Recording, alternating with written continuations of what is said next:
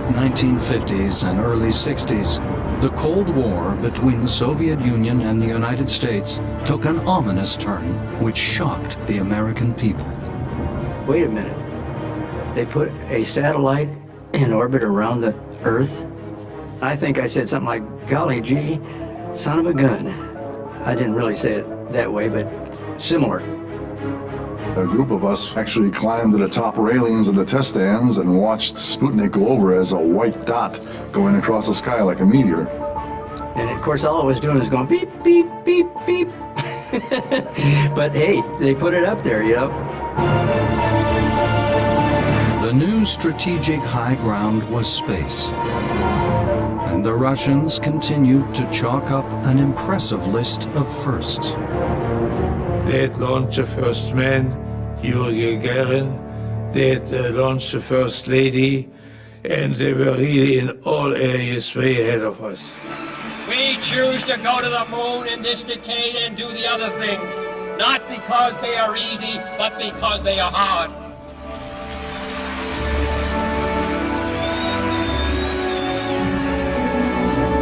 Reality sets in for a moment and say, well, how are we going to do that? 10 years? That's a short time. And so it was a mixture of exhilaration and maybe even depression to think about how you're going to do this. With the Russians leading the space race and America desperate to catch up, von Braun saw an opportunity to fulfill his lifelong dream. He was very charismatic. You know, he could sell a refrigerator to an Eskimo. Even before Kennedy's announcement, von Braun's team was designing a family of rockets they called Saturn. First on the pad was the Saturn I, almost 200 feet tall and with a thrust of 1.5 million pounds.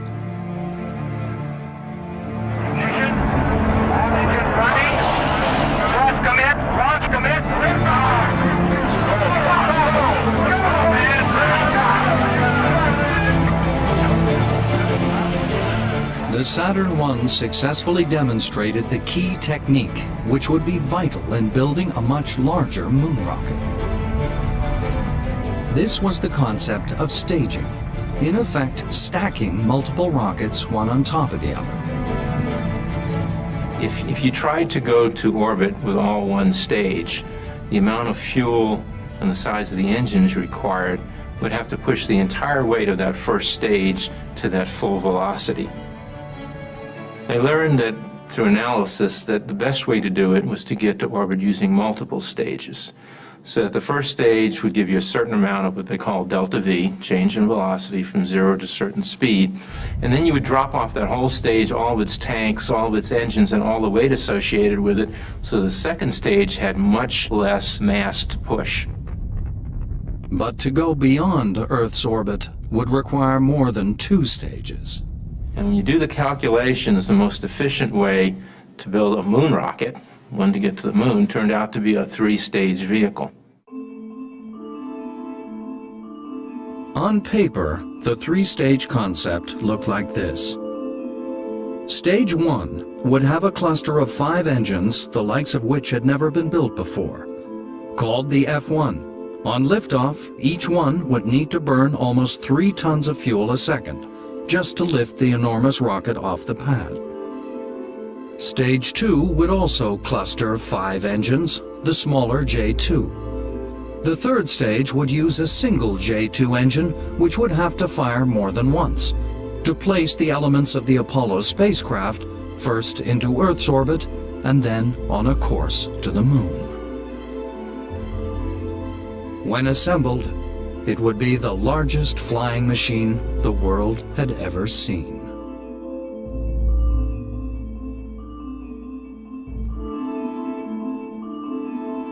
With the construction of the first stage well underway, the building of the second fell to the engineers at North American Aviation in California. Stage 2 was a technical challenge of the first order.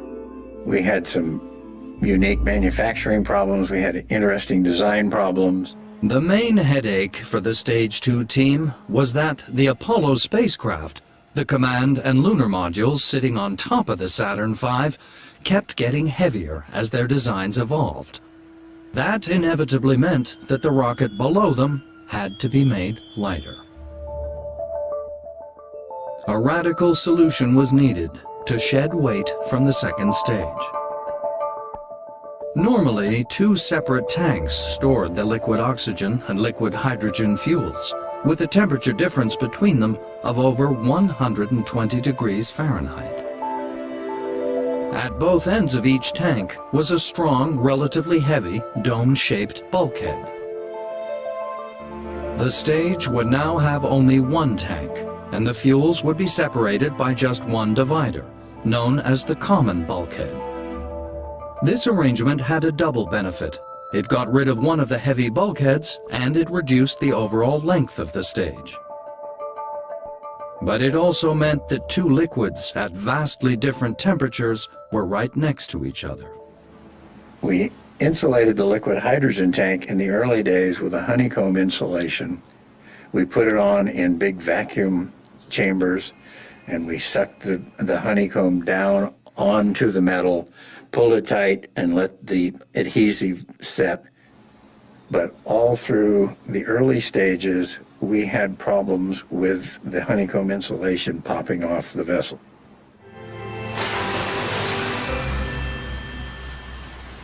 This is Apollo Saturn Launch Control. We passed the 6-minute mark in our countdown for Apollo 11, the flight to land of the first men on the moon. We're on time at the present time for our planned liftoff of 32 minutes past the hour. Coming up shortly, that swing arm up at the spacecraft level will come back to its fully retracted position. This should occur at the 5-minute mark in the count. The swing arm now coming back as our countdown continues. Skip Chauvin informing the astronauts that the swing arm now coming back. 4 minutes and counting, we are go for Apollo 11. We'll be coming up in the automatic sequence about 10 or 15 seconds from this time. The vehicle starting to pressurize as far as the propellant tanks are concerned, and all is still go as we monitor our status for it. Firing command coming in now. We're on an automatic sequence as the master computer supervises hundreds of events occurring over these last few minutes. 2 minutes, 10 seconds and counting. Oxidizer tanks in the second and third stages now have pressurized. T-minus 1 minute, 35 seconds. The third stage completely pressurized. T-minus 60 seconds and counting. We passed T-minus 60. 55 seconds and counting. Neil Armstrong reported back when he received the good wishes. Thank you very much. We know it will be a good flight. Good luck and Godspeed.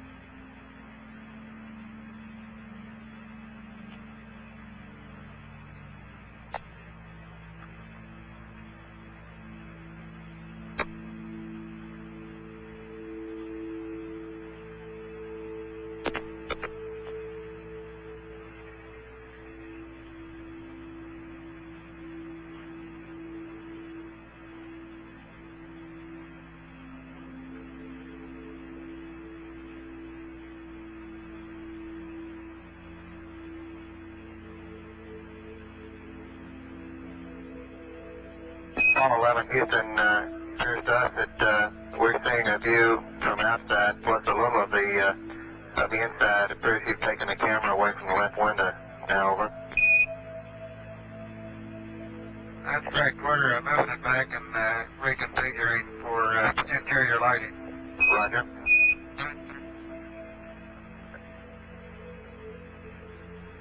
We can still see the Earth through the left window, and it appears that we can see a floodlight off to the left, either that or some sun casting through the hatch window. It's a floodlight.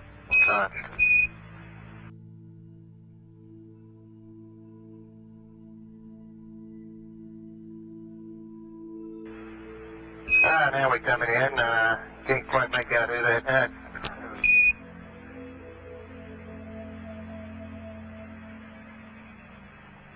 That's Big Mike Collins there. There you go, a little bit of...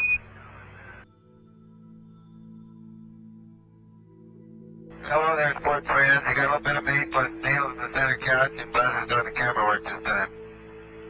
Roger. It's a little dark now, 11. Maybe a bigger f-stop might help. Yeah, that didn't work.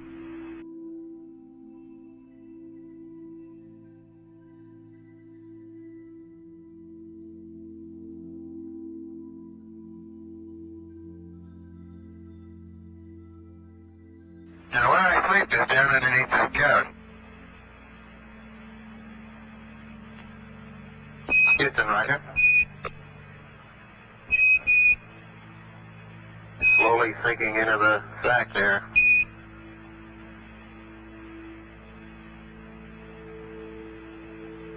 That's really comfortable.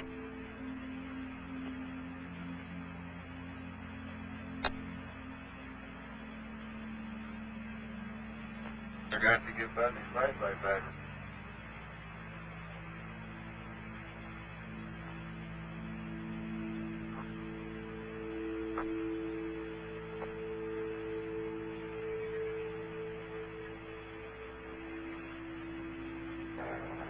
Now it's really an excellent picture now that I'm looking at on our monitor, which is about 12 seconds before the networks can get it out due to the conversion that we have here on our TV converter. We're looking at the controls and display, the main display console, and we can see the disky up on the panel. Over. Well, it'd be nice you could take a look at all the circuit breakers, make sure the right ones are in and the right ones are out. All right, Big Brother's watching. Yeah, we're glad of it.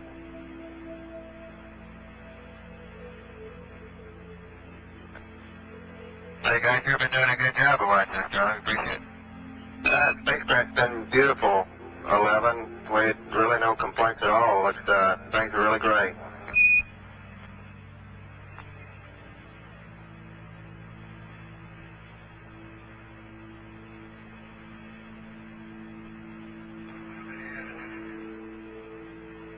Can you copy over? Alright, do we copy? And,